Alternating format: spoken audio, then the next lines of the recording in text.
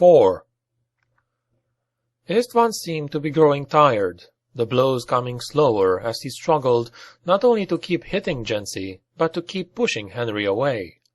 Jensi waited, still trying to protect his face, and then, when Henry fell again on his brother's back, he lashed out, punched Istvan as hard as he could in the throat. Istvan started to gasp, but remained solidly straddling him. Henry kept trying to pull him off. Not knowing what else to do, Jensi sat up as far as he could and wrapped his arms around his brother, drew him as close as possible. Up close, Istvan smelled of stale sweat and something else, something gone rotten. He began struggling the moment he felt Jensi's arms close around him, but Jensi locked his hands behind his back and held on. He pressed his face against Istvan's neck. "Shh," he said, as calmly as he could. "It's okay now, Istvan. It's okay. It's just me." Istvan kept struggling. Behind him, Jensi caught a glimpse of Henry, looking puzzled now, arresting for a moment his attempts to tear Istvan off him. "It's me," Jensi said, his voice a soothing whisper now. "It's me, Istvan. It's your brother. I'm here now, Istvan. I'm here for you." He kept it up, holding on as Istvan continued to try to break free. Henry had taken a few steps back, confused. Half of him seemed to want to wait. The other half seemed poised to flee. Jensi kept whispering, trying to soothe his brother, until the latter started striking the side of his face with his forehead. He held on as long as he could, his head aching, feeling like something inside his skull was in danger of giving way. Something was wet, and at first he thought he was sweating, but when Istvan's head reared back, he saw that his brow was flecked with blood. "My blood," thought Jensi. And then Istvan brought his head down again, and Jensi's hands slipped free and he felt himself pass out. Disconnected thoughts, a strange fleeting round of faces, as if all of his past had been condensed into this particular moment, a single space. They swayed all around him and began slowly to spin, flitting close and then fleeing away, more like grotesque swollen birds than human faces. And then they became birds, fluttering across the sky, but strangely stretching too, as if they were leaving parts of themselves behind, even as they progressed forward, so that they were more like snakes than birds, only not that either. And then, as suddenly as they had come, they had faded and were gone. In their place came a strange repeated noise, a noise which it took him a long time to realize was the sound of a man sobbing. He felt something too, someone shaking him. When he opened his eyes, it was to find his brother still on top of him, but something had changed. His eyes looked different, as if there was someone else inside the body now. Human. Alive. Istvan. He had a hand on either side of Jensi's head, and was caressing his face. His forehead was still smeared with blood.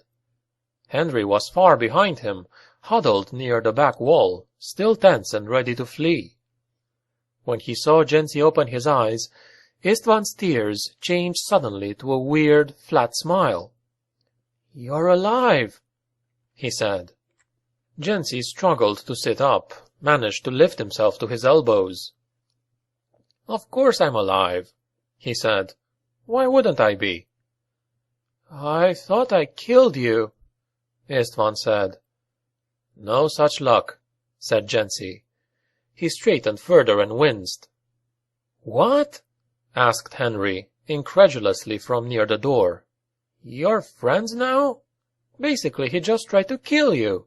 We should get out of here." "We're not friends," said Jensi. "Henry, this is my brother." "I don't care who he is," said Henry. "He tried to kill you." "I didn't mean to," said Istvan. "He didn't mean to," said Jensi. "He just got confused." "Who's to say he won't get confused again?" asked Henry. "Look at him. What's wrong with him?" I didn't mean to, Istvan claimed again. You just got in the way. It doesn't matter if you meant it or not, said Henry. Jensi, let's get out of here. Jensi slowly shook his head. I can't, he said. He's my brother. He's dangerous, claimed Henry, but the steam seemed to be running out of him. He was no longer poised to run, seemed even to want to be convinced. He just needs to clean up a little, said Jensi. He's been on his own a while and he's gotten confused. He needs someone to take care of him. But why should that someone be you? Asked Henry. Who else is there for him? Asked Jensi. There is only me. If I don't help, nobody will. Henry just shook his head. It's not supposed to work that way, he said. No, said Jensi, but that's the way it is. Quickly, he found himself feeling even more responsible for Istvan than he had before. He got Istvan to take a bath, scrubbed him down, then left him shivering and naked, while he went out and found him an old but clean pair of clothes from a local church basement. But it didn't stop there. Soon he was scrounging up food for him, then finding scissors and trimming Istvan's hair and beard, then stealing an old blanket or two from his foster family so that Istvan would be able to stay warm. Not knowing what else to do with Istvan, he left him there in the old apartment, hoping that the complex was unappealing enough that the apartment would remain unoccupied until he could figure out what to do with his brother. At first, Henry would have no part of it. He followed Jensi around, trying to talk him out of helping his brother, telling him that he had a good new life, and it would be a shame to ruin it. Jensi stopped him. I'm not going to ruin it, he said. I'm not planning to leave my foster family, but that doesn't mean I can't help my real brother out a little. When he started walking, Henry continued following. But it's not as easy as that, he said. It won't stop there. At first it was easy.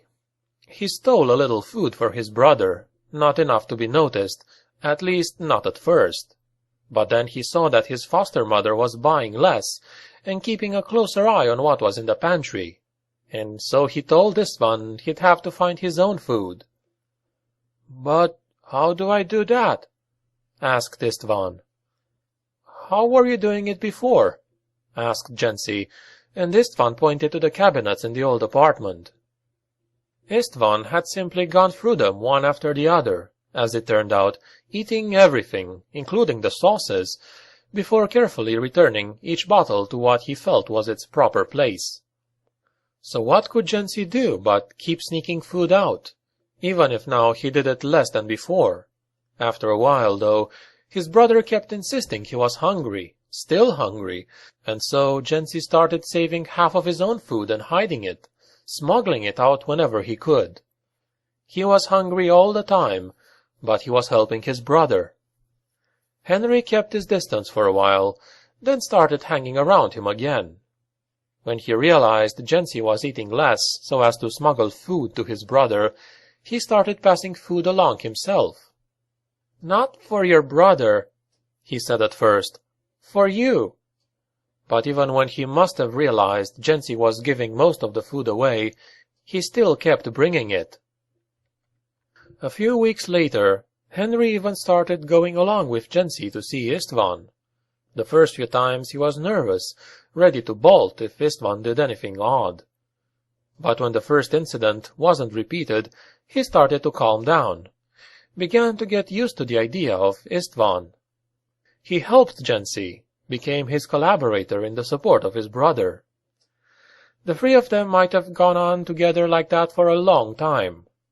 True, it hurt Jensi's schoolwork to spend so much time looking after Istvan, but Henry was willing to help there too, slipping him the answers during a quiz, or writing all or most of his papers for him.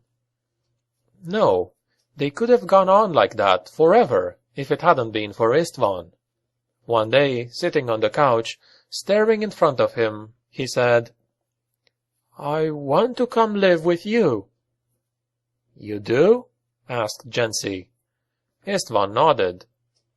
It's what I'm supposed to do. He traced a figure in the air. See? He said.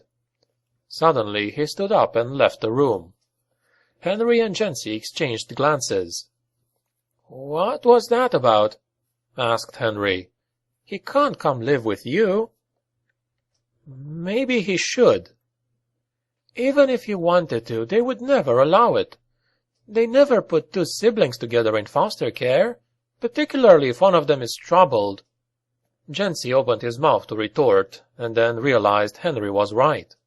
He closed his mouth again. You have to tell him no, said Henry. Jensi shook his head. He'll probably just forget about it. He probably already has. He didn't even wait for a response. He just left. But when he came back into the room, he had filled a small box with his few possessions. His blankets were over his shoulders, and he was wearing both pairs of his pants, and all 3 shirts at once, looking like a child that had tried and failed to dress himself. I'm ready, he said. Let's go. The 2 boys just stared. Henry looked at Jensi expectantly a moment, and then, when Jensi had still said nothing, shook his head and left the apartment. What are we waiting for? Asked Istvan. Istvan, said Jensi and sighed. You can't go. Why not? They won't let you, said Jensi. Istvan furrowed his brow. He traced another figure with his finger, stared at the empty air. Then you come live here instead, he said, somewhat reluctantly. Jensi shook his head. I have another life now, he said. I can't just give it up. He watched Istvan's face cloud. Don't you love me? I'm your brother. You are my brother, said Jensi, and I do love you. I'll help you in all the ways I can, but I have a life too. Istvan's mouth twisted in pain, as if he'd been struck. And then he turned around and went back into the bedroom, slammed the door. Jensi tried the handle, found it locked. Istvan, he said, don't be like this. Let me in. He waited, but there was no response. He knocked again. Still no response. Parts of his mind were imagining what might be going on behind the door. Imagined Istvan huddled in a corner, crying or trying with a rusty nail to slit his throat, or hanging himself. He shook his head to clear it, but the thoughts kept crowding in. Istvan, he said, louder this time, open up. But Istvan wouldn't open. Indeed, even after a few minutes of knocking, he remained resolutely silent. How long Jensi had been knocking exactly he wasn't sure. He only knew that suddenly Henry was there beside him, grabbing his arm and pulling him away from the door, trying to lead him away. But he might be hurt, said Jensi, or he might be planning to hurt himself. He's not hurt, said Henry. He's sulking. Come on, Jensi. We should leave before he gets mad. They made their way back through the streets, passing through the valves and into the neighborhood beyond, Jensi letting Henry lead him along. He couldn't stop thinking about his brother. He wondered if he should have handled the situation differently. But what could he have done with Istvan? It wasn't like he could take him home, like a pet or something. Wasn't he already doing all he could realistically could? But for Istvan, whatever he did would not be enough. There would always be something more to do, something left to be done. What was that? Asked Henry beside him. What? He asked listlessly, hardly bothering to look around. I thought I saw something, said Henry. There, behind us. He shook his head. Sorry, he said. I'm jumpy. They kept going, past the colony's headquarters, and down Luna Avenue toward their neighborhood. Jensi felt like his connection to his brother was a thread stretching all the way back to his old apartment his old neighborhood, a thread growing thinner and thinner, and now in danger of snapping. They passed at last into their neighborhood. Before they knew it, they were at Jensi's house. The two boys stopped on the porch and just stood looking at one another. "Are you going to go back?" Henry finally asked. "I don't know," said Jensi. "You probably shouldn't," said Henry. "I know," said Jensi, "but that doesn't mean I won't." Henry nodded once and then raised his hand to say goodbye. He had just stepped off the porch when Istvan appeared. "So this is our new home," said Istvan. He was panting and out of breath. "How did you find us?" asked Jensi. "I have a right to be here," said Istvan. "It's my home, too." He gave a flat, dead smile. He slowly lumbered forward and onto the porch. He opened his arms and made a move as if to hug Jensi, but when his brother stayed where he was, he let his arms fall. "Aren't you happy to see me?" he asked. "Istvan, go home," said Jensi. "But this is home," said Istvan. "I'm hungry. What do we have to eat?" He reached out and opened the door and pushed his way in. Jensi's foster mother was standing near the stairway, a shocked look on her face. Istvan was in the kitchen. He sounded more like a bear than a human. He was rattling pots and dumping cans, slamming cupboards, searching for something. "Jensi," said his foster mother, her voice rising, "who is this man, and why is he wearing so many shirts? Can you tell me what's going on?" Not knowing what to say, Jensi pushed past her, Henry following. Istvan had dropped most of the cans into a heap on the floor. Now his arms were full of food from the fridge, some of it dropping and falling.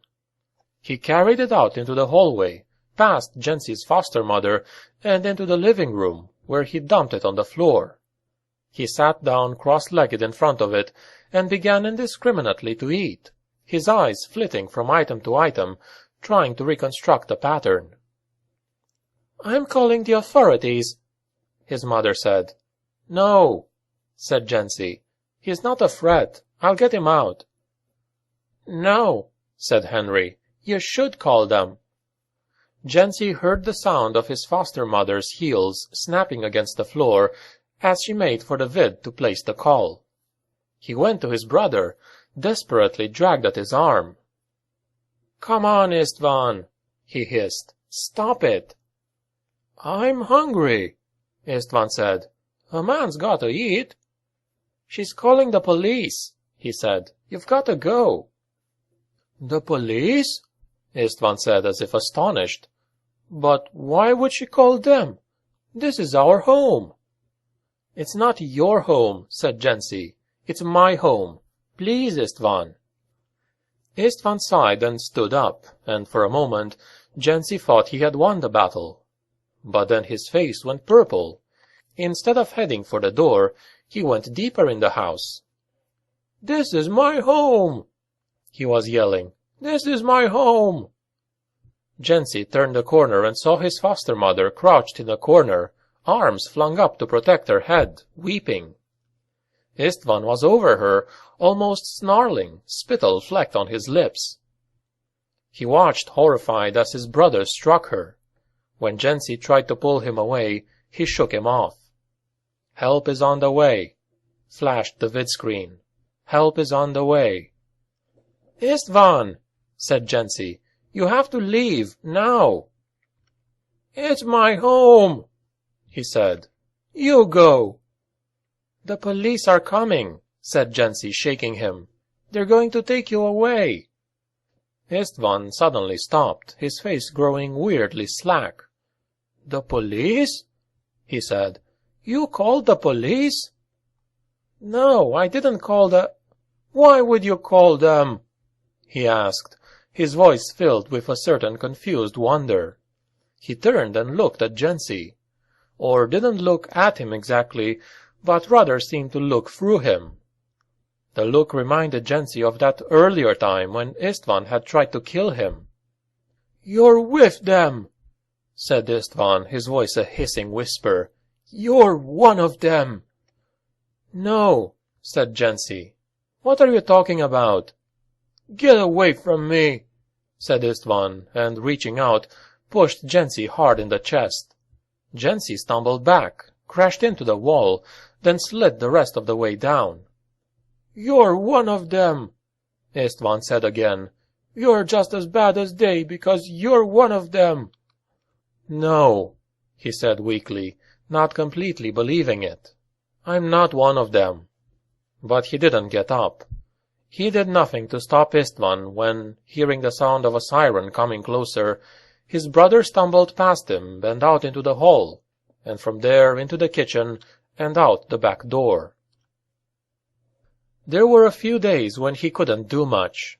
First, there was his foster mother to comfort and help off the ground, then Henry to calm down and straighten out his story with, and then, shortly after, the police. They questioned him, more of an interrogation really, about a man who had invaded the house and assaulted them.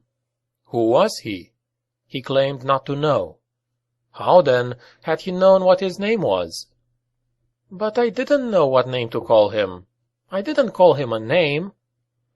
The officer shook his head. "You called him a name. Your mother told us," he said. "She's not my mother," he said. "She's my foster mother." The officer shrugged. "I don't care," he said. "That's not important. How did you know his name?"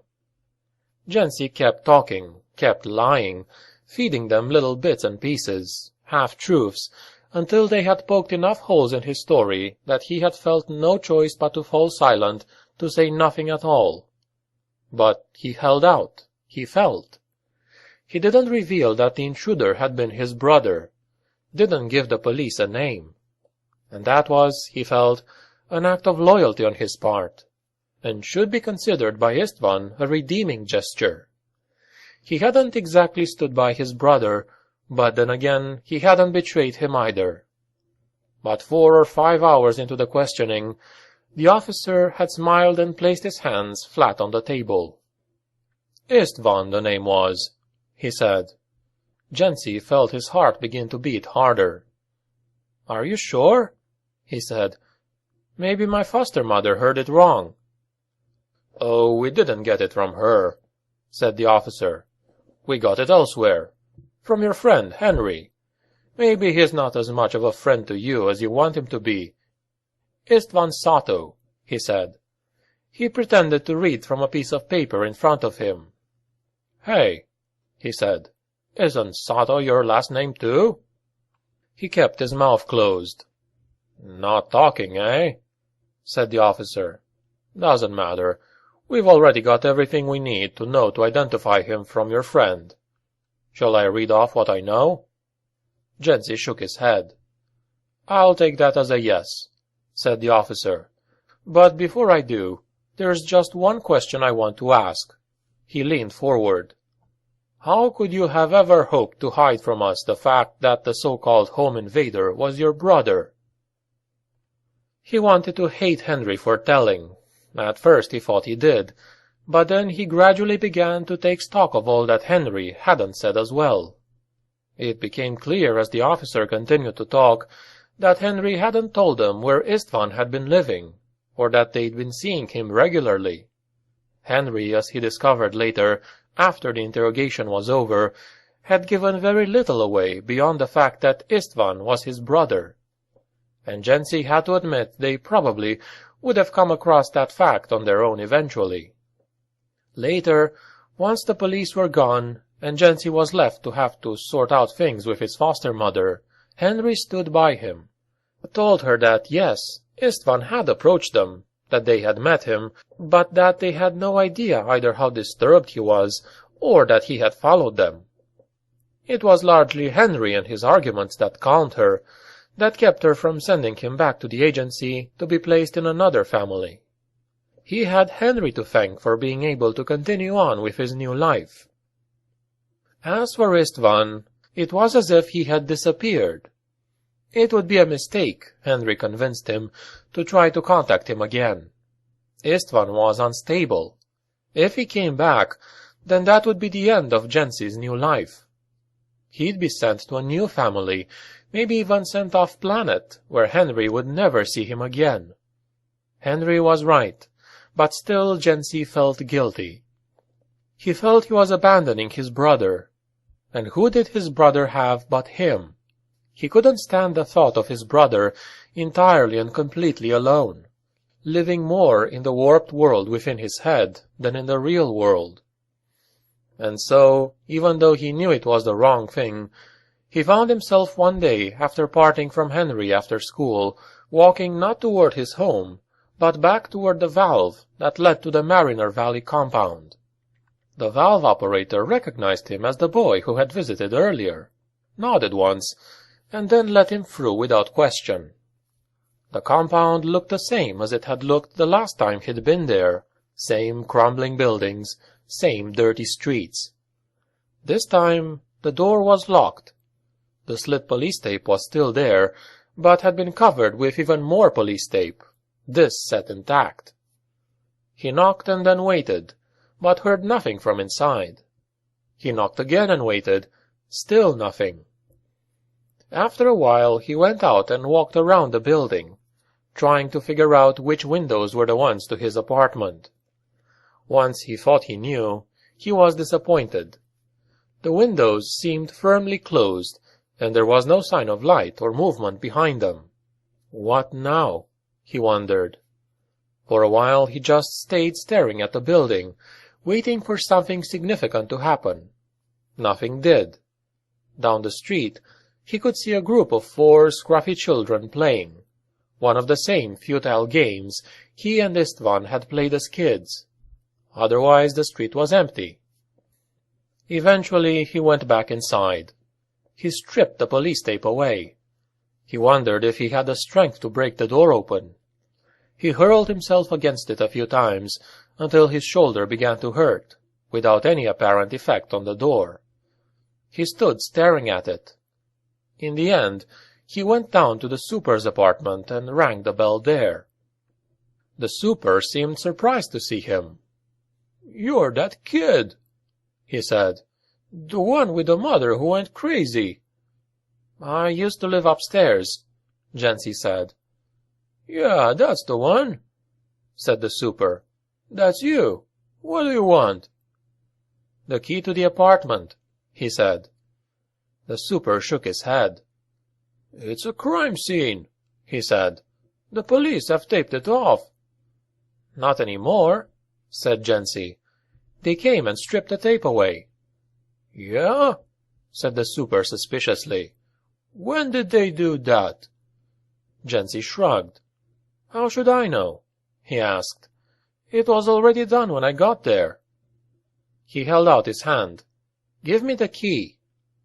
"Why should I give you the key?" asked the super. "There's still back rent owed on the place. Who's going to cover that? Whoever covers that gets the key." "My foster father's a lawyer," lied Jensi. "I'm going to go up and take a look at the place, make sure the police didn't steal anything. If they did, we're going to sue their ass, and yours too."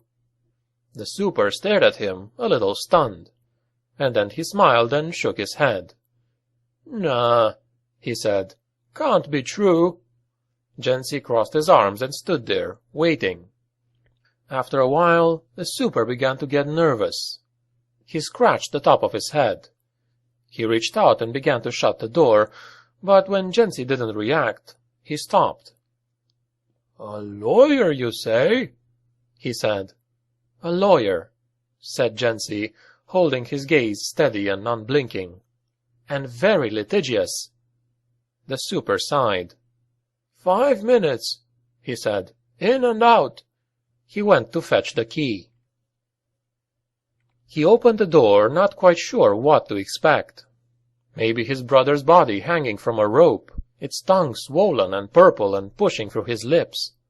Or on the floor with a bullet straight through his head, a spray of blood and brain on the wall behind him. Or simply dead from the lack of food and water, a heap of skin and bones lying on the floor. Or maybe he would be alive, but naked and shivering, crouched in the corner, and when Jensi took him by the shoulder and turned him to face back into the room, he would simply look through him without seeing him, without, indeed, seeing anything around him. Alive, but for all intents and purposes, not really there. Or maybe he would be crouched behind the door with a knife, and would immediately come at Jensi, slitting his throat before realizing who he was. Or even slitting his throat because he realized who he was. But none of this happened. Instead, the door opened into an empty room. Behind it, through the door to the bedroom, was another empty room. The bathroom and his mother's former room were empty as well. There was nobody there, and no sign that anybody had been there in a long time.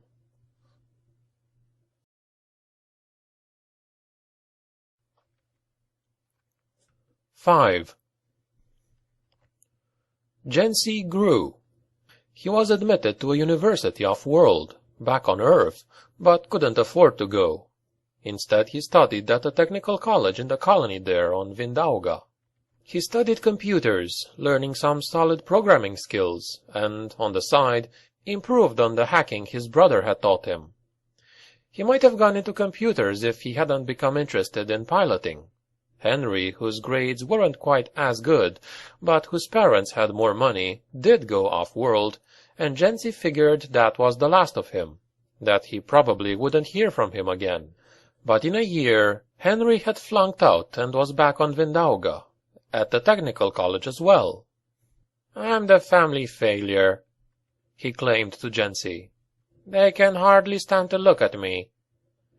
Which made Jensi wonder if he was at fault for whatever had gone wrong with Henry.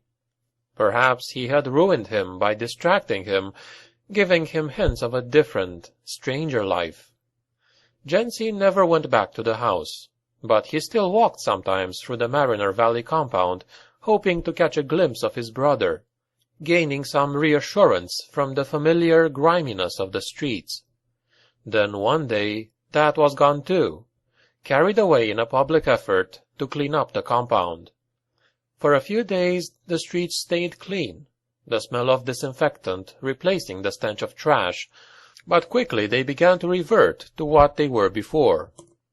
Several times, while walking through one part of the city or another, Jensi thought he caught a glimpse of his brother, hair crazed and overgrown, shambling, but he rarely managed to catch up with these apparitions, and the few times he did, they turned out not to be his brother at all.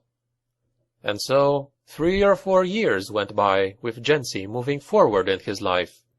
At first he thought often of Istvan, but as time went on, he thought of him less and less. He could go for days without thinking of him at all. He managed to finish his associate's degree in flight and cargo manipulation, and could have gone on to complete his bachelor's if the planetary government hadn't cut his school funding. When that happened, he moved out of his foster family's home, took a small apartment near Vinduaga's space hub, and began to work. He was a picker, working every time a ship bearing supplies came in. His job was to help crew a surface-to-atmosphere ship that would meet the huge cargo ships that came into orbit, transferring a fraction of the load from one ship to the other over and over again until the cargo was on the surface. It was a simple job, but he didn't mind it. They were busy building an orbital dock station, and he wondered if this wouldn't eventually make his job obsolete. For a while, Henry did the job as well, but the moments of near weightlessness proved too much for him. He went back into training on his family's money, preparing for first one surface-based job and then another. Picking either was very busy or very slack, never simply steady.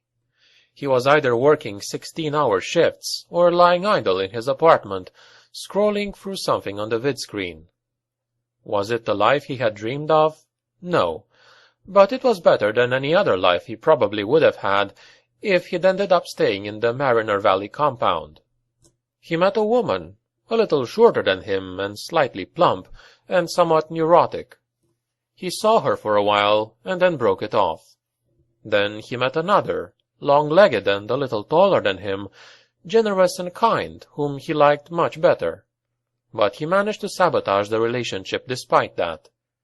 He was leery of getting involved, leery of establishing new ties, remembering the hell that had been his family growing up.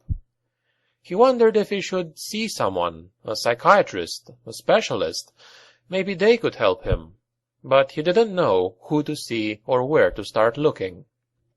It could have gone on a long time, maybe even for a whole life, but it didn't, for one simple reason. The reason was Istvan. Nearly 4 years after his brother had suddenly disappeared, Jensi was on a long pick, 36 hours solid, clearing out a freighter on overtime. He would catch a little sleep here and there on the trip up and down, but not enough not to be exhausted by the time the pick was finally over. When he went home, he found his apartment unlocked. Weird, he thought, but shook it off, figured he'd been called away on the pick on short enough notice, that he'd simply made a mistake and forgotten to lock the door.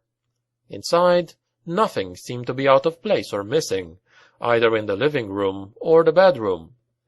But when he went into the bathroom, turned on the light, shocked off his clothes and pulled back the shower curtain to climb in, there was Istvan.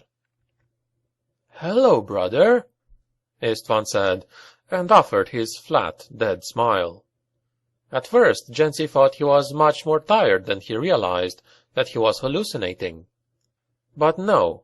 After screaming and stumbling back into the wall, he found Istvan reaching out and steadying him, stepping out of the tub, undeniably real. "What are you doing here?" Jensi asked, heart still thudding. "I came to see you," claimed Istvan. He had cut his hair short in a crew cut and was clean-shaven. His right cheek was marred by an angry red scar, puffy and relatively fresh. Jensi could feel something strange about one of the hands steadying him, but it was only when Istvan let go he realized it was missing 2 fingers. "How did you find me?" asked Jensi. "I always knew where you were," said Istvan. "I've been watching over you." "Watching over me?" Jensi thought, and shivered. He pushed Istvan gently away and slipped back into his clothes. "Why were you hiding in the bathroom?" he asked, once they were in the living room. "How did I know it was you?" Istvan asked. "It could have been anyone else. It could have been them." Jensi nodded. He wasn't sure what to say or what to do. Did he really want to see his brother at all? But already the weird mixture of guilt and affection that he thought he'd managed to eradicate years ago was beginning to well up within him. The unhealthy bond with his brother was already starting to form again. "You can't stay here," he managed to say. "I don't want to stay here," Istvan said. "I have a purpose now." "What do you mean, a purpose?"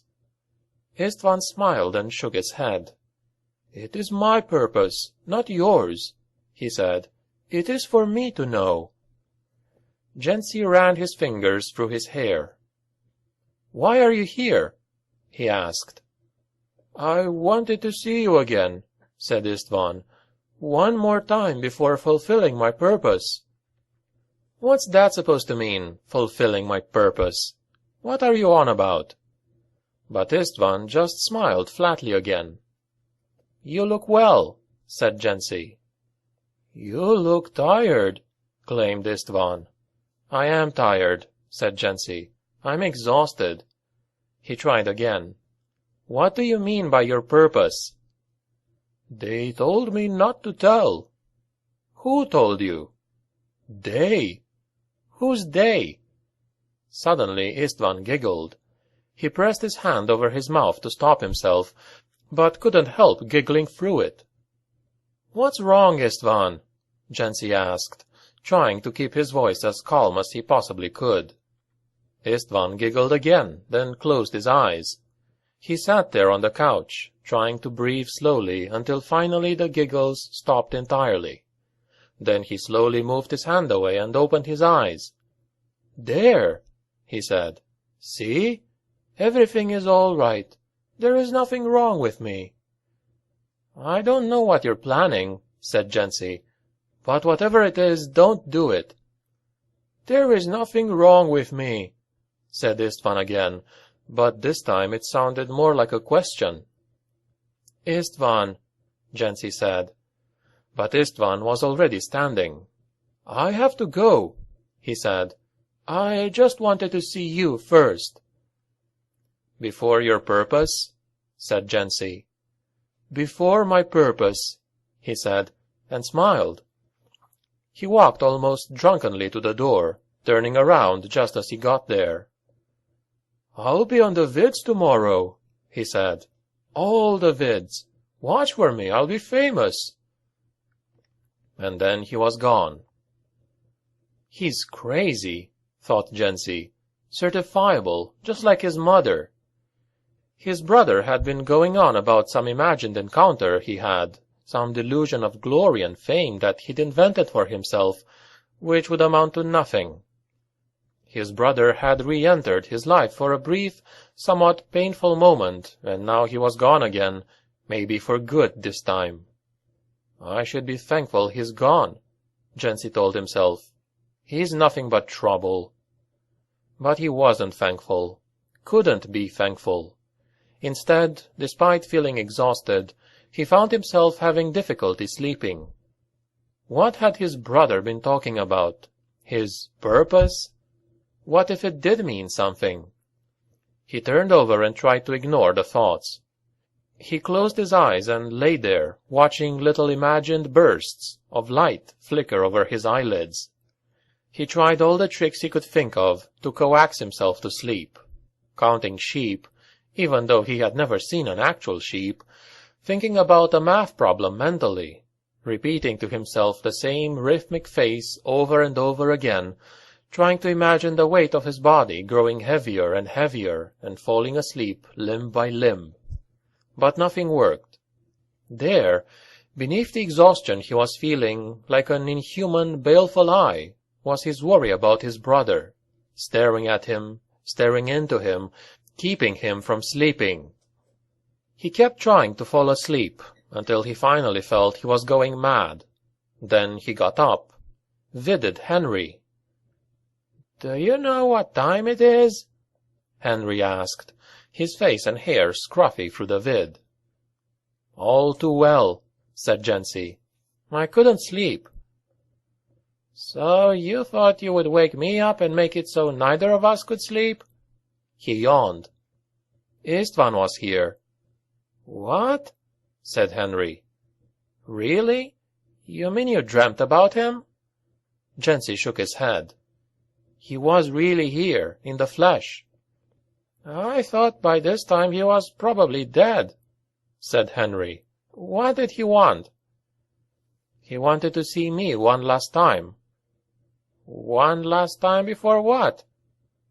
Jensi explained the little he knew. "He's crazy, right?" he asked once he was finished. "Maybe," said Henry slowly. "I don't know. Maybe he's planning to do something." "Like what?" Henry shrugged. "I don't know," he said. "Something drastic, maybe." "Like what?" "What's he capable of?" asked Henry. "I know you love him and that he's your brother, but you remember how he was when we first found him? He might have killed us. If he's in the right mood, or the wrong one, I guess, I think he's capable of anything. A bomb, maybe?" "A bomb?" said Jensi. "You gotta be kidding. It could break one of the domes, put everyone at risk." "Doesn't have to be a bomb," said Henry. "Anything happening tomorrow?" "Like what?" "A speech, a rally, some sort of protest march, a meeting of two officials. Something along those lines?" "I don't know," said Jensi. "I've been picking. I haven't been following the vids. Have you noticed anything?"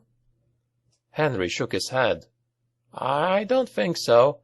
If there is, maybe he's planning to disrupt it. He claimed he was going to be on the vids." "That's what he said." Henry shrugged. "Look for the vid notices. See what's happening tomorrow. We can try to figure it out, stake a place out if it sounds right. Otherwise, we just wait, watch the vids for something that seems likely, and then, if we find it, try to make it there before he does." Jensi cut the link and tried to sleep, again without success. He lay there staring up into the dark, until, slowly, the room began to brighten. Then he got up and began scrolling through vid notices. A school was being opened. Someone from the colonial authority coming to cut the ribbon. There was a press conference on the steps of the municipal hall, run by a politician named Tim Fisher, about a methane leak in one of the outer domes, and to what degree, if any, the government was responsible. A political rally for the opposite candidate, David Vernaglia, held not far from the municipal hall. An ambassador from Earthgov named Jedro Barry landing at a spaceport. There were other things mentioned, but they seemed less likely. The revamping of a new low-income housing project, the demolition of a now deserted microdome. If it was anything, it was probably one of those 4 events. But which one? Henry would help him, but that still meant they could only cover 2. School ribbon cutting, press conference, political rally, ambassador. Any of them might be what he was looking for. A place for Istvan to be visible, to be seen on the vid while he was doing whatever it was he had planned to do. Was he likely to be violent? Crazy? Yes, Jensi had to admit, either of those things was possible, even likely. Would he try to hurt someone? Kill someone? Would he try to kill himself? All possible.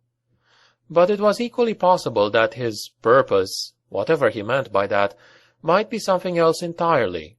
Something relatively benign. Maybe he would throw a pie at the ambassador. Or maybe he would take his pants down at a press conference and moon the crowd. He tried to tell himself that Istvan was doubtless capable of those sort of things too. Though Jensi knew he was fooling himself, that violence was the most likely. And what? Suddenly worried Jensi, still exhausted, his eyes throbbing in his sockets, a migraine just beginning to create an aura in front of one eye that he knew would travel across his vision until it filled both eyes, and then dissolved into pain. What if Istvan, in saying he was on the vids, was not referring to some event or occurrence that he was going to hijack, but to the fact that whatever he did, wherever he did it, it would be featured on the news after the fact, that he would be made famous by having fulfilled his purpose?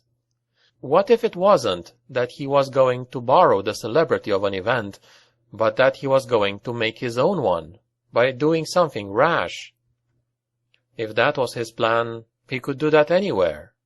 If that was the case, there was no way to find him until it was done, until it was too late. The next 6 hours were the worst Jensi had ever lived, the most anxious, the most exhausting. Until close to the time of the events themselves, there was nothing he could do.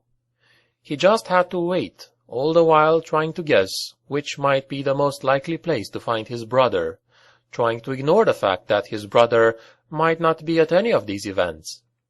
He kept imagining Istvan strapping himself into a jacket with explosives soon on the insides of it, or his brother suddenly appearing out of the crowd, running towards the steps or the platform or the security guards, brandishing a knife. He was worried both that his brother would kill someone, and that, trying to do something foolhardy, his brother would be killed himself. He didn't know for certain which was more likely. In the middle of the morning, Henry showed up, and together they talked things through. "Does he care about politics?" asked Henry. "He didn't used to," said Jensi. "Now, who can say? I haven't seen him in years." "His purpose," he said. "Was there a way he said it? A particular way he phrased it? Did it sound political to you, religious?" Jensi shook his head. "It didn't sound like anything. It just confused me." "Let's try to think," said Henry. "There are only 2 of us. We can only cover 2 things. We have to narrow it down." Jensi nodded. "Or we could call the police," said Henry. "Tell them there has been a threat on the two that we can't cover." "That might make things worse." "For who? For Istvan? Certainly it won't make things worse for whoever might be hurt." Jensi shook his head. "No," he said. "He'd see that as a betrayal. I can't do it." "You may have to do it," said Henry. "You don't want anybody's death on your conscience, do you? It could lead to his death, to Istvan's. I don't want his death on my conscience either. I don't want to do it." Henry just looked at him with a steady eye. "Only as a last result," Jensi finally said. "All right," said Henry, and sighed. "Only as a last result." "Political rally seems likely," said Henry. "How about that?" "I don't know," said Jensi. "I'd think so, but since it's for the opposition candidate, I'm not so sure. He always supported the underdog, but maybe he's changed." "So possible, but unlikely. What about the school ceremony? Does he have anything against education?" "He didn't want me to join my foster family," said Jensi. "School might be tied into that for him, something that he feels separated us." "But it's a new school opening, not a school that you went to," said Henry. "I know his mind is broken, but as a symbolic gesture, it doesn't amount to much." "His mind is broken?" thought Jensi, and then thought, yes, Henry's right. "Someone on the colonial authority is cutting the ribbon," continued Henry. "Is it anybody he knows?" "Who is it?" They looked at the vid notice. "It doesn't say," said Jensi. "No way to tell without going." "Even then, we probably won't know," said Henry. "Who knows what he's been up to or who he's met over the last several years? Still, not likely. What about the ambassador from Earthgov? What's his name?" He scrolled through the vid until he found it. "Jedro Berry. Name ring a bell?" Jensi shook his head. "All right," said Henry. "That's okay. Doesn't mean anything. He's a representative of Earthgov's authority. That might be enough." He sighed. "Basically, nobody seems all that likely. Nobody's jumping to the top." They sat across from one another in silence until, finally, Jensi said, "So what do we do?" "Do? We draw straws." Jensi felt like he was going mad, his mind straining to see a connection that either wasn't visible or simply wasn't there. He felt like Istvan, always searching for a pattern, trying to see something that nobody else could see. How would Istvan think? He wondered, his head throbbing. He tried to put himself in the place of his brother, tried to remember the erratic way he had responded to those situations that had seemed clear and straightforward to Jensi, but they were all moments from childhood, and even thinking back on them, he could neither understand them nor extrapolate them into something relevant to the present situation. He had long understood that something was seriously wrong with the way Istvan viewed the world, as if he were seeing everything through a different lens than everyone else, a dark and smoky lens that distorted everything and made it false. But how could Jensi, more or less normal, simulate that way of seeing the world? Solemnly, Henry took 4 scraps of paper and wrote a word on each one: rally, press, school, port.